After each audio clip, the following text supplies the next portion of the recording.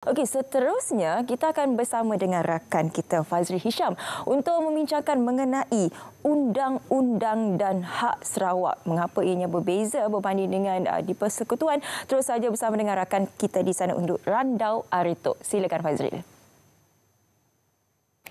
Baik, Assalamualaikum, salam Malaysia Madani, salam segulai sejalai. Hari ini kita bertemu dalam Randau Aritok sempena kehangatan PRK, Pilihan Raya Kecil Jepak juga yang akan berlangsung pada 4 November ini.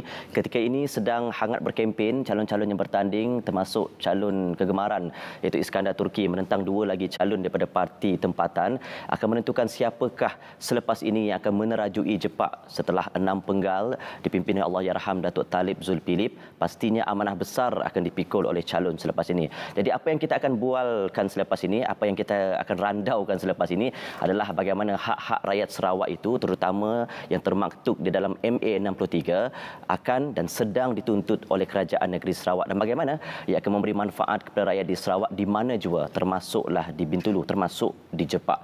Jadi mungkin ramai dapat menebak siapa tetamu yang bersama dengan saya hari ini. Sebelum itu kita saksikan montaj ini dulu. Kembali selepas ini, jangan ke mana-mana.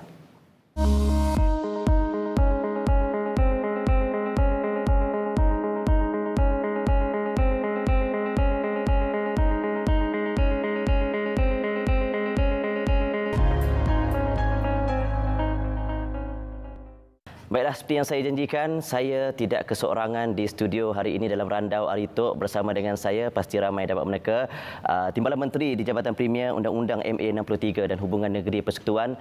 Kita ucapkan selamat datang kepada Yang Berhormat Datuk Sharifah Hasidah Said Aman Ghazali. Assalamualaikum, Datuk. Waalaikumsalam. Terima kasih menjemput saya pagi-pagi ini. Akhirnya, Datuk, dalam wishlist saya nak temu bual Datuk secara live hari ini dapat juga. Ya, Alhamdulillah. Kerana saya lihat apa yang kita nak bincangkan ni topik yang sangat penting dan mustahak, sesuatu yang Datuk sendiri lihat bagaimana perjuangan tu dah beberapa tahun kebelakangan ni turun naik ke London, ke Kuala Lumpur, banyak tempat lagi untuk menyaksikan hak rakyat Sarawak terbela. Jadi kita bukalah ruang kita cuba sedaya upaya untuk dalam istilah yang layman lah kata orang untuk penonton kita supaya lebih senang difahami mengenai MA 63 ni, Perjanjian Malaysia 1963 diperkatakan setiap kali apabila Sarawak menyatakan agenda kemajuan ataupun pembangunannya. Dan Datuk antara watak penting menyaksikan bagaimana hak ini dituntut, Datuk.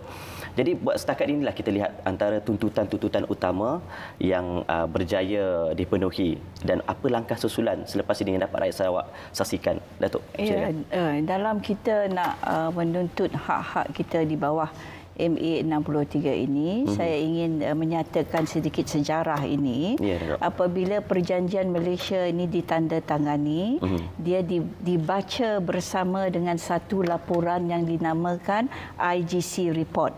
Dalam IGC Report ini stipulate, menerangkan hak-hak dan apa yang nak dituntut oleh pemimpin-pemimpin kita masa dulu. Dan ini merupakan perjanjian. Sebab itulah kita memperjuangkan untuk memastikan bahawa apa yang telah dijanjikan di dalam IGC Report ini bersama-sama dengan MA 63 ini kita dapat tuntut kembali mana hak-hak yang terhakis.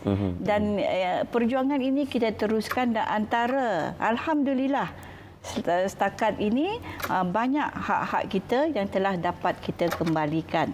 Yang paling utama, ada beberapa perkara yang saya kira amat penting sekali dalam perjuangan kita ini. Pertamanya adalah di mana kita telah berjaya meminda perlembagaan. Kita telah berjaya meminda artikel 1 dan artikel 160 di dalam perlembagaan persekutuan, di mana kita telah berjaya dengan sokongan ahli parlimen seluruh negara telah meminda perlembagaan dan memasukkan MA 63 di dalam perlembagaan Malaysia. Apabila MA 63 telah dimasukkan dalam perlembagaan Malaysia, ini menunjukkan bahawa negara kita mengiktiraf MA63 dan IGC report dan semua dokumen-dokumen yang datang bersama-sama dengan perjanjian Malaysia ini. Ini kejayaan pertama. Dan negara Malaysia ini telah didefinisikan sebagai negara yang ditubuhkan di bawah MA63. Ini telah berjaya kita masukkan di dalam perlembagaan persekutuan. Itu kejayaan utama. Yang keduanya adalah kita telah berjaya juga mengenakan cukai jualan terhadap barangan petroleum yang diekspor sebanyak 5%. Sebab itu sekarang kita ada pendapatan tambahan yang lebih sebanyak lebih kurang 3 bilion setahun.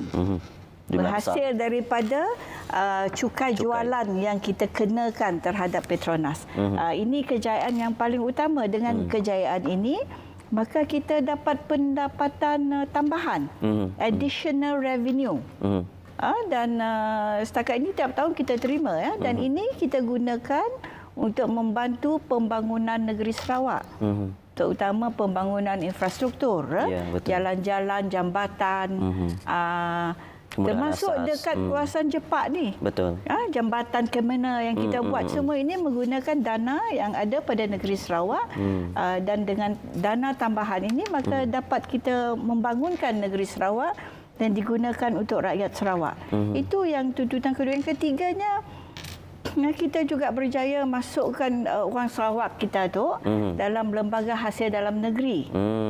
Jadi ini penting supaya peranan kita dapat bersuara di peringkat tertinggi. Ada wakil kita di sana. Ada wakil kita supaya kita dapat bersuara dan menyatakan dan tahu apa hala tuju negara kita. Ini banyak lagi perkara-perkara yang telah berjaya kita tuntut.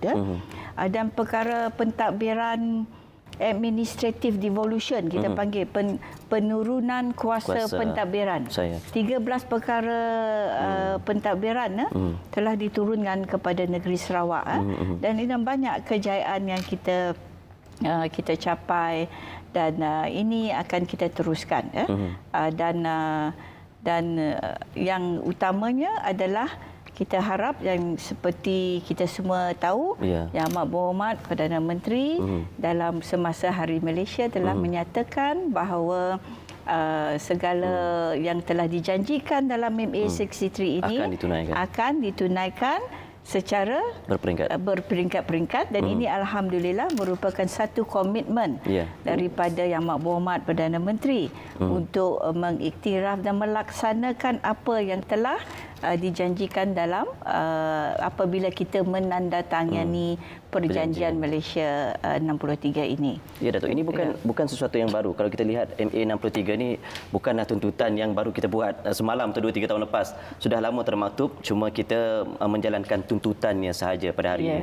Dan daripada di situ juga terbitnya beberapa rang undang-undang ataupun RUU yang telah pun dimeterai dan diluluskan, yang melibatkan dana kekayaan berdaulat, dan termasuk satu lagi yang menarik perhatian saya, RUU Tafsiran Pindaan 2022 yang menyaksikan tafsiran penduduk asal ataupun Bumiputera itu lebih luas lagi, dengan anak-anak hasil perkahwinan campur juga diiktiraf. Dan ada 12 lagi kaum yang dimasukkan dalam Bumiputera. Ada senarai-senarainya, ini termasuk kaum Vai yang banyak terdapat di Bintulu. Ya, apa memang signifikan atau kepentingan RUU ini terutama kepada rakyat Sarawak, Datuk? Ya, ini amat signifikan sekali sebab kita mengiktiraf anak kahwin campur ini sebagai anak jati negeri Sarawak. Sebab kalau kita nak tak nak, kita tak dapat nak elakkan ramai daripada kalangan anak-anak kita ini berkahwin dengan orang yang bukan natif negeri Sarawak, yang bukan anak jati negeri Sarawak. Ini tidak dapat dinafikan. Dalam keluarga kita pun ramai. Adik kita berkahwin dengan orang luar, dengan orang Semenanjung, orang Jepun lah, orang Korea lah, macam-macam. Jadi anak-anak mereka ini status mereka bukannya natif negeri Sarawak. Jadi ini yang kita nak selesaikan. Sebab isu-isu pindaan tanah-tanah natif ini, tanah-tanah hak adat Bumiputera tidak boleh dipindahkan kepada anak-anak yang hasil daripada kahwin campur ini. Jadi dengan adanya pindaan undang-undang ini, kita memudahkan dan mensejahterakan isu-isu terutama kepada anak-anak Sarawak yang begitu ramai tu. Contoh, jadi syarat dia mudah ya. Asalkan ibu atau ayah anak jati Sarawak, adik anak dia jadi anak jati Sarawak. Sekarang ini dia kena pohon. Kena pergi Mahkamah Bumi Putera semua. Sekarang ni tak perlu lagi. Tak perlu. Lebih mudah prosesnya. Boleh proses, hanya isi borang yang boleh didapati di pejabat daerah atau pejabat residen. Yang syaratnya kedua adalah ayah atau ibu tu salah seorang mestilah anak jati Sarawak, indigenous to Sarawak. Orang native Sarawak lah. Dan yang ketiganya dia mesti warga Malaysia lah. Rakyat Malaysia boleh dilaksanakan. Jadi proses ini kita mudahkan. Dan kita, sebab ini adalah kita mikir kesejahteraan anak-anak Sarawak ya. Tak kira bangsa, agama ya. Semua sekali. Semua sekali. Bercakap mengenai keterangkuman seperti yang Datuk katakan, semua sama merasa manfaat. Mengenai aspek keterangkuman ataupun konsep inklusiviti ini juga kita lihat diterapkan oleh Yang Amat Berhormat Premier dalam pentadbiran juga, di mana kaum-kaum wanita, di mana Datuk juga diiktiraf peranannya di dalam pemerintahan negeri. Dan mungkin kita melihat kawasan seperti Jepak ini lebih 49% pengundinya wanita.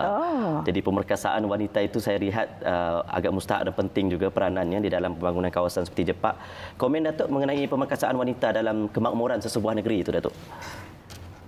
Memang tanpa wanita saya rasa negeri tak boleh nak bergerak ya. Separuh daripada penduduk negara kita adalah Malaysia. Hampir separuh daripada pengundi-pengundi bukan saja di Jepak tapi di seluruh negara merupakan wanita. Dan kalau kita lihat dekat institusi pengajian tinggi lebih 60% kan, kalau saya tak silap lah, adalah wanita dan anak-anak perempuan kita. Jadi mereka ini merupakan sumber tenaga yang begitu penting sekali. Kalau kita tak nak jaga wanita ini, saya rasa pembangunan Malaysia negara akan terbantut.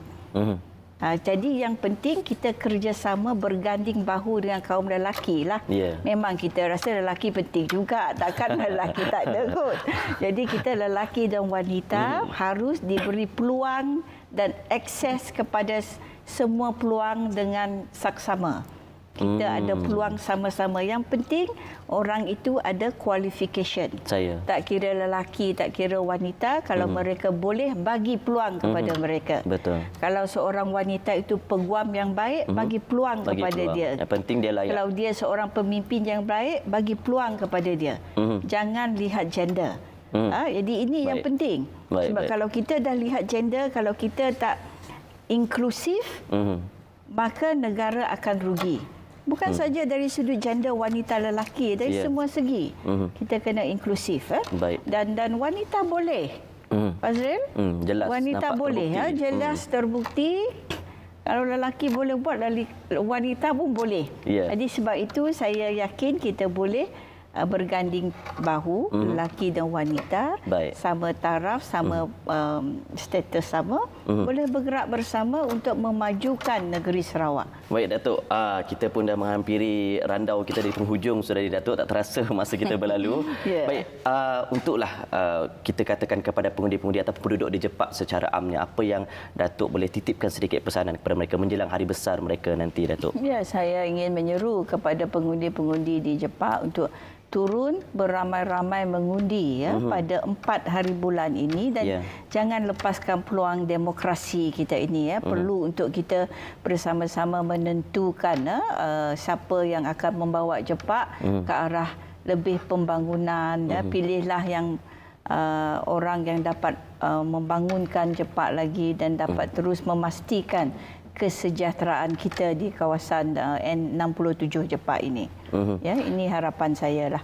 Baik, Datuk Sharifah Hasidah, saya Aman Ghazali. Terima kasih banyak hari ini sudi bersama kami dalam Randau Hari Tok. Mungkin di lain masa kita akan berjumpa berbicara lebih panjang lagi mengenai MA63. Ya, no problem. Baik, Datuk. Semoga aspirasi ataupun harapan itu juga dikongsi bersama oleh rakyat di Jepak, terutamanya ayuh turun mengundi, jalankan tanggungjawab anda dalam negara kita yang berdemokrasi ini. Semoga membuat pilihan yang terbaik untuk masa depan dan pembangunan anak-anak di Jepak khususnya. Ikuti perkembangan dari semasa ke semasa PRK N67 Jepak. Itu saja kami bawakan untuk Randau Hari Tok, dari sungai hingga ke segara. Palestin pasti merdeka. Assalamualaikum, salam Malaysia Madani. Jumpa lagi.